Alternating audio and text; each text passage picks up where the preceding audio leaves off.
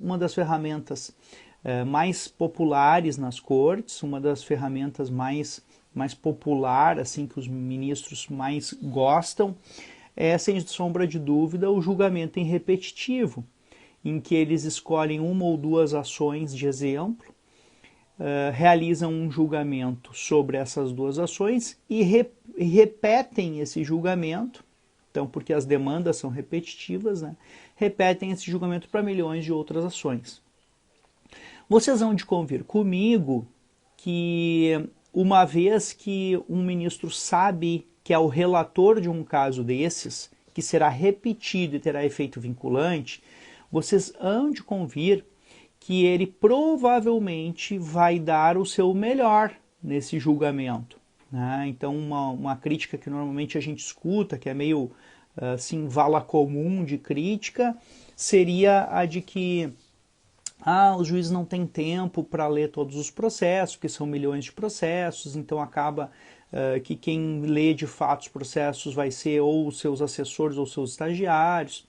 Ok, né? A gente escuta isso o tempo todo, mas pensem comigo, no nosso sistema corrente, né, uma vez que existe essa ferramenta de julgamento em repetitivo, certamente essa força de trabalho, né, de um gabinete, de um ministro, relator de um caso desses, ele vai dar o seu melhor, né, vai dar o seu melhor. Então o caso não vai deixar de ser lido, não vai deixar de ser examinado nas suas peculiaridades, no seu detalhamento. E mais do que isso, né, ele vai ser inclusive pensado na sua repercussão social. Então o que acontece? Por que eu estou dizendo hoje que a gente vai falar sobre as dicas do STJ para a construção civil? Porque eu elegi aqui um caso que foi julgado em repetitivo, que deu origem a um tema, né, e vou examinar o que o relator, durante esse julgamento, argumentou, ponderou, disse sobre essas relações que ele estava julgando, e certamente aquilo ali compõe realmente o seu raciocínio jurídico, né, aquele de raiz mesmo, né? Então, se alguém tinha dúvida, isso aqui foi feito e tal por um terceiro, né, que nem eu estava mencionando antes, certamente num caso de repetitivo vai estar ali também a colaboração da equipe, sem sombra de dúvidas, mas vai estar ali o pensamento, né, mais próximo do puro, digamos assim, né, do julgador, que é o que as pessoas têm essa fantasia, né, de terem acesso. Aqui eu tenho resposta para aquelas questões. Mas atrasou, o órgão público fez a consultora atrasar, né, ou algum problema ali na própria parte técnica da obra atrasou. Situações que podem acontecer e que podem atrasar uma obra. Ele está eliminando tudo, ele está dizendo que só aceita o prazo de tolerância. Então, esse é o nosso marco, prazo de tolerância. Né? Indenização comprada desde fixada, a qual será acrescida o prazo de tolerância a ser calculado com base no valor locatício de imóvel assemelhado a ser apurado em liquidação de sentença. Outra dúvida também que os advogados normalmente possuem. Será que eu tenho que, quando eu postulo, né, que eu quero que o meu cliente seja reembolsado da locação, ou um valor equivalente a uma locação, será que eu tenho que produzir essa prova, tem que estar pré-constituída, eu tenho que desenvolver isso já aqui nesse momento do processo? E aí ele está dizendo que não, que isso pode ser apurado em liquidação de sentença. Provavelmente vai ter que ser feita uma perícia em liquidação de sentença. Então, uma outra dica que ele está nos dando aqui. E eu faço um aditamento aqui, pessoal. Bom, pode acontecer também que a pessoa esteja pagando o aluguel. Bom, se ela está pagando o aluguel, aí, e o aluguel, né, já define exatamente qual é o prejuízo dela, aí é de todo recomendável que ela junte esse contrato com os comprovantes de pagamento. Porque eu já vi também casos que se deixou de aplicar a condenação porque se apresentou só um contrato e não se apresentou, né, os comprovantes de pagamento do aluguel. Então, cuidado com essa questão aqui da prova, tá? Se o julgador entender por aplicar o entendimento puro do STJ e disser assim, não importa o preço do aluguel que você está pagando, segundo o 996, isso tem que ser apurado em liquidação de sentença, não tem problema, você já tem ali um critério balizador e vai ter na liquidação de sentença a oportunidade, então, né, de fixar qual é o aluguel que a pessoa vai ter direito, né, à indenização, tá? Se a consultora deixa de entregar no prazo previsto, pode o adquirente sustar as parcelas do preço, que se vencerem no mesmo prazo e em datas posteriores a tal prestação, invocando a exceção de contrato não cumprido do 476 do Código Civil. Então, não está nos teses e está aqui a dica, né, também do ministro, gratuita, né, dica gratuita. A exigibilidade das parcelas do preço fica suspensa até a correspondente entrega das chaves. Porém, cumprida a prestação devida pelo incorporador, imediatamente cessa a causa da exceção do contrato não cumprido, retomando a execução do contrato no seu curso normal. Então está dizendo assim, entregou as chaves, passa a pagar as parcelas normalmente conforme estava previsto o contrato, né, na forma prevista no contrato, cessa esse período de carência. Então outra dica bem interessante, né, que está aqui expressamente no conteúdo do acórdão.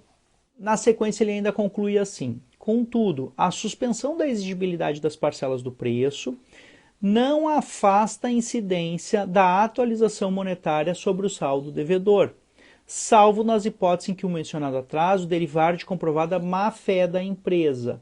Olha só, uma subdica dentro da dica. E está dizendo assim, ó, o fato de você ter uma carência, já que ele atrasou, você também tem direito a atrasar as parcelas que foram combinadas. Bacana, exceção de contrato não cumprido do 476. Ele está dizendo o seguinte, isso não significa que não vai ter atualização monetária. Juros é claro que não vai ter, porque o cara não pode ter vantagem em cima do atraso. Mas a atualização monetária vai ter, porque a atualização monetária é só a manutenção do valor da moeda. Então está dizendo que vai ter sim. Mas ele também argumenta, não está nas teses, é outra dica, né, que na opinião dele, desde que seja comprovada a má-fé do construtor, não é fácil isso, mas existem casos concretos que a gente consegue enxergar, né, uma má-fé do construtor, que sabia que não ia entregar a obra e estava prometendo a entrega. Tá? Então, se eu conseguir comprovar a má-fé, também ele entende que pode ser excluída na carência, além da carência, deve ser excluído no período de carência a atualização monetária. Registre-se que a expedição do habite é ato formal que atesta a regularidade administrativa do empreendimento, possibilitando sua averbação junto ao cartório de registro imobiliário com vistas à subsequente instituição do condomínio edilício. Somente então poderá ser outorgada a escritura definitiva de venda e compra e transferência do domínio da unidade autônoma já individualizada.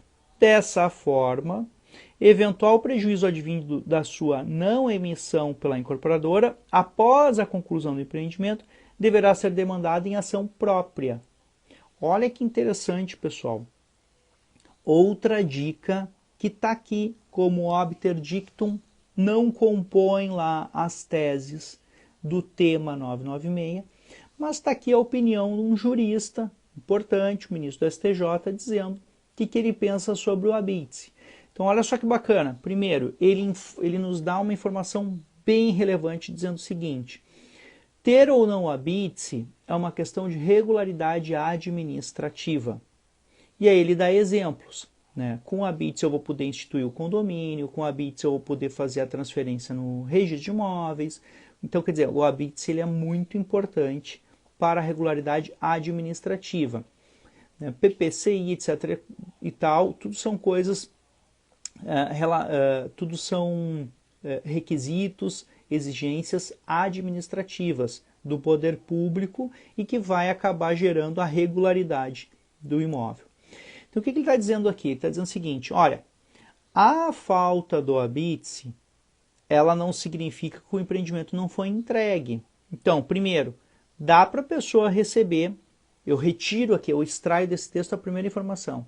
Dá para a pessoa receber o imóvel sem o habite? Sim, ele pode estar pronto, ser recebido sem o habite. Então eu extraio essa informação aqui do texto. Segundo elemento que eu extraio aqui do texto, uma vez que eu receba o tal do imóvel sem o habite, e a falta do habite passa a me gerar prejuízos, tá? Eu passo a ter prejuízos pela falta do habite, nasce para mim o direito de pleitear em ação própria o arbitramento desses prejuízos. Então, olha que interessante, eu posso ter o atraso de obra definido numa ação, com aluguel, com o lucro cessante ou com a cláusula penal. Então, eu posso ter isso numa determinada demanda. E depois eu posso ter uma segunda demanda só para pleitear a questão da regularidade dos prejuízos que eu vou ter pela falta de regularidade administrativa, tá? Que esse habite está me produzindo. Por exemplo, imaginemos que eu não consiga fazer um seguro contra incêndio, né? Então, problemaço. Eu posso ter lá uma obrigação de fazer, né? Quer dizer, de obter o habite, posso pedir uma multa diária e ainda posso solicitar, né, que o juiz arbitre os prejuízos que eu estou tendo pela falta do habite. Tem diferença se o cara comprou para ganhar dinheiro em cima ou se ele comprou para uso próprio? Ele disse que não tem diferença aqui, porque nos negócios regidos por esse programa governamental apenas é permitida a aquisição para o fim de residência própria. Então nem se discute essa dúvida se foi para investimento ou não. Porque a pessoa tem que ficar no mínimo 5 anos com esse imóvel, né? Justamente por conta de se tratar, para configurar que é para residência. Então não vai ter um compra e venda de imóveis por um investidor recorrente. Ah, mas o cara, ele faz investimento, mas é assim mesmo, Rafael, é de 5 anos que ele compra uma coisinha, ganha um dinheirinho e vende. Bom, aí não tem diferença nenhuma, né? A legislação trata como residencial.